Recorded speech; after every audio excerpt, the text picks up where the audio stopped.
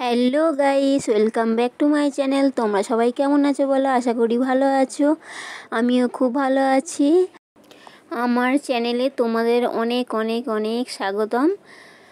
আজকে আরও একটি রেসিপি নিয়ে চলে এসেছি। এই রেসিপিটা আশা করি তোমাদের খুব ভালো লাগবে। তোমরা পুরো ভিডিওটা স্কিপ না করে অবশ্যই দেখো। তা দেখো বন্ধুরা, আমি পার্শে মাছ কিনে এনেছি। পার্শে মাছটাকে প্রথমে আমি ভালো করে ধুয়ে পরিষ্কার করে নিয়েছি। তারপরে লবণ আর হলুদ পরিমাণ মতো দিয়ে ওর সঙ্গে একটু সর্ষের তেল দিয়ে ভালো করে মাখিয়ে নেব। আর তোমাদের দেখালাম বেগুন আলু আমি কেটে নিয়েছি ছোট ছোট করে। তো বেগুন আলু আর সর্ষে দিয়ে এই রেসিপিটা আমি বানাবো। তোমরা পুরো ভিডিওটা অবশ্যই দেখবে। তো একটু তেল দিলে যে কোনো মাছ ভাজতে গেলে না, তখন মাছটা সুন্দরভাবে ভাজে, অথচ ভাঙে না, খুব সুন্দর হয়। তাই একটু মাছের সঙ্গে তেল দিয়ে মাখাতে হয়। তো আমি কড়াই বসিয়ে দিয়েছি। কড়াইটা আমার গরম হয়ে গেছে। এখন সর্ষের তেল দিয়ে দিচ্ছি। তেলটা গরম হয়ে গেলে আমি মাছগুলো ভেজে নেব। তেল একদম গরম হয়ে গেছে বন্ধুরা। তো আমি একটু নাড়িয়ে দিচ্ছি। এই যে মাছগুলো আমি মেখে রেখেছিলাম, এখন একটা একটা করে দিয়ে দেব। তার আগে তেলের মধ্যে একটু হলুদ আর লবণ ফেলে দিলাম, যাতে মাছটা সুন্দর ভাজা হয়। তোমরা এইভাবে মাছ ভেজে দেখবে, মাছগুলো খুব সুন্দর ভাজা হয়। তো আমার তেল রেডি হয়ে গেছে। আমি এখন মাছগুলো তেলের মধ্যে দিয়ে দেব। পার্শে মাছ তোমরা কে কে খেতে ভালোবাসো অবশ্যই কমেন্ট করে জানিও। আমার তো পার্শে মাছটা খুব ভালো লাগে, আর এটা আমি সর্ষে দিয়েই করব। তো দেখো বন্ধুরা, এখানে আমি পেঁয়াজ, সর্ষে আর কাঁচা লঙ্কা একসাথে পেস্ট করে নিয়েছি সামান্য হলুদ আর লবণ দিয়ে। আর এই বাটির মধ্যে আমি এখন ঢেলে নিচ্ছি। নিয়ে একটু জল দিয়ে আর পাতলা করে মেখে নেব। এর সঙ্গে আরও প্রয়োজনীয় লবণ আর একটু সামান্য হলুদ গুঁড়ো দেব, দিয়ে আর জল দিয়ে একটু মেখে নেব।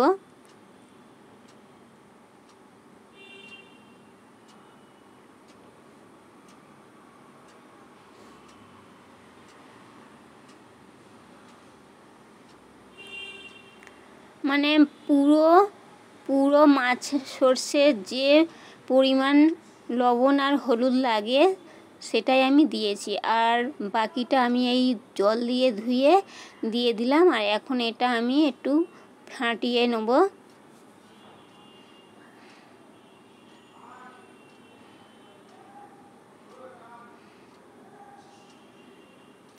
যাদের হাতে কাঁচা লঙ্কার ঝাল বেশি লাগে তারা চামচ দিয়ে মেখে নেবে। তো মাছগুলো দেখো বন্ধুরা, আমার ভাজা হয়ে গেছে, একদম কড়কড়ে করে ভেজে নিয়েছি। এখন আমি বেগুন ভেজে নেব।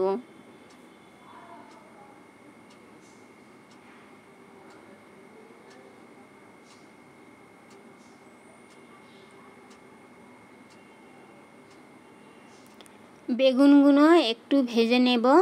আমি একটু অন্যরকম করে করছি যাতে টেস্টফুল হয়।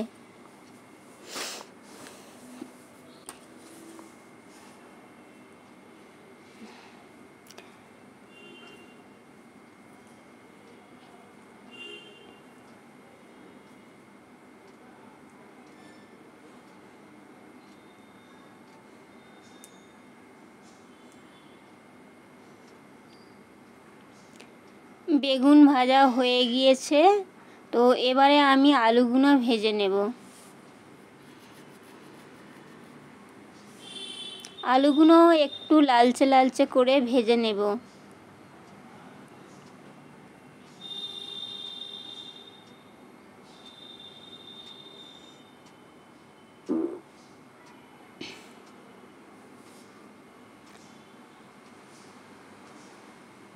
একটু লবণ আর হলুদ দিয়ে অবশ্যই ভেজে নেব, না হলে আলুর মধ্যে লবণ ঢুকবে না, মানে স্বাদটা আসবে না। তার জন্য লবণ আর হলুদ দিয়ে ভেজে নিচ্ছি।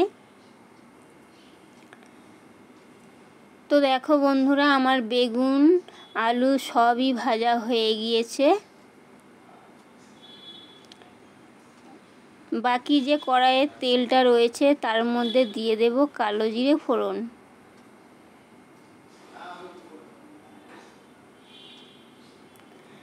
কালো জিরেটা একটু নাড়িয়ে চাড়িয়ে নেব।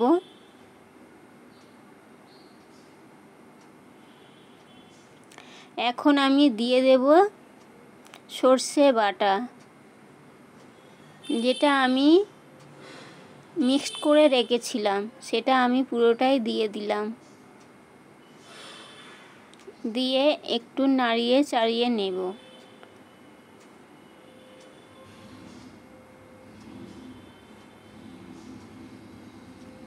তো বন্ধুরা, একটু সামান্য পরিমাণ জল দিয়ে দিলাম, কেননা একটু ঝোল মতো থাকবে, বেশি ঝোল না, মাখা মাখা মতো হবে মাছের সঙ্গে।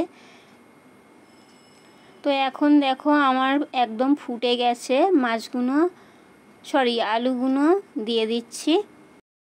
এখন আমি আলুগুলো দিয়ে একটু ভালো করে ফুটিয়ে নেব।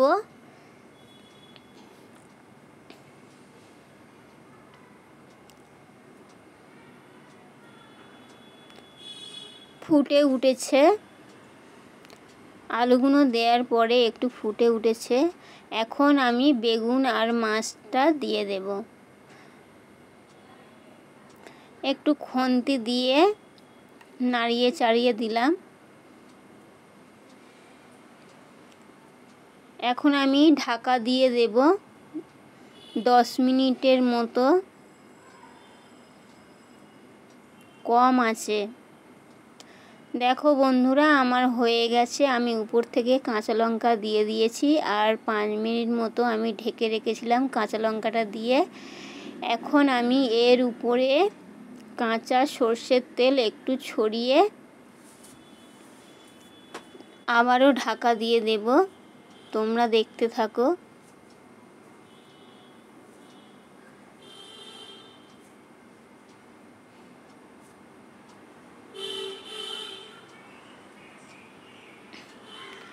কাঁচা সর্ষের তেল দিলে সর্ষে বাটাতে খুব ভালো লাগে, সুন্দর টেস্ট হয়। তাই আমি কাঁচা সর্ষের তেল দিয়ে ঢাকা দিয়ে আমি আঁচটা বন্ধ করে দেব। তো বন্ধুরা, এই ছিল আজকের ভিডিও।